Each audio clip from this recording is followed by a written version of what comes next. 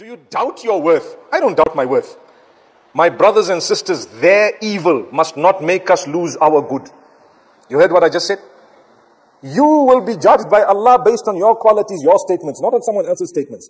So when they said something bad that was between them and Allah, they will be judged by what they've said. But because of your slight involvement in the sense that you're the third party on the receiving end, now Allah is watching you to say, but what are you going to do? On his side he failed, or on her side she failed because of what she said. You have an opportunity to pass or fail. Here it is. We're going to show you the sunnah, and we've revealed a few verses to guide you. And you know what? Let's see whether you're going to take heed or not. Take it in your stride. Don't get angry. Anger is from shaitan. Don't get angry. So what? They showed their colors. Those colors are not mine. I will still smile all the way, subhanallah. And I know you don't butter my bread, my beloved brother or sister. You want to speak bad about me. My bread and the butter comes from Allah, subhanallah. Just make sure that butter is Sana approved. My beloved brothers and sisters, look at how we should be looking at negativity. Look at negativity with a positive eye. That's the Prophet Muhammad sallallahu alaihi wasallam. I'm not saying don't do anything about it and sit back, relax, let them trample all over you. No, that's not true. But I'm saying don't lose your great character and conduct because someone else lost theirs. فَاصْبِرْ عَلَى مَا يَقُولُونَ وَاهْجُرْهُمْ هَجْرًا جَمِيلًا. Look at how Allah speaks about it. Allah says, bear patience, and you know what? Ignore them in a good way. Leave them in a nice way. Stay away from them. Don't communicate with someone whose intention is to rile you up. Every day they come to you and tell you one bad thing. They're riling you up.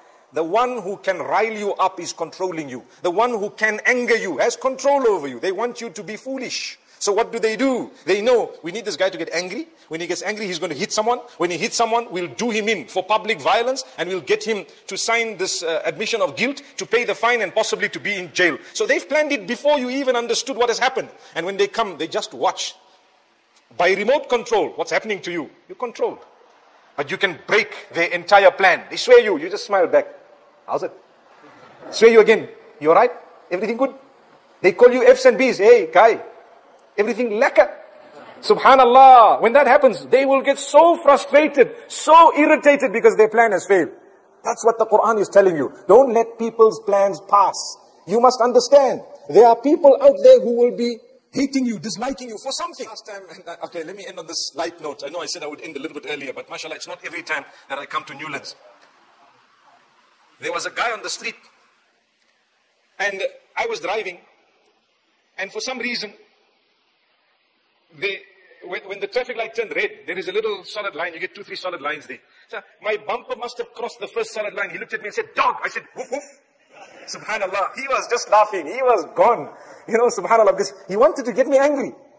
And so the way I responded, I just said, woof, woof. And he was like, this man is crazy, you know. And he started laughing. And he said, you know, you're human. I could have gotten angry. He said, you the dog, you the cow, you the this, you the... Relax, take it easy. Why are you overreacting to something that's minor? If he called you a dog, guess what? He looks just like you. Subhanallah. May Allah subhanahu wa ta'ala grant us forgiveness and a beautiful lesson. أقول قولي هذا وصلى الله على نبينا.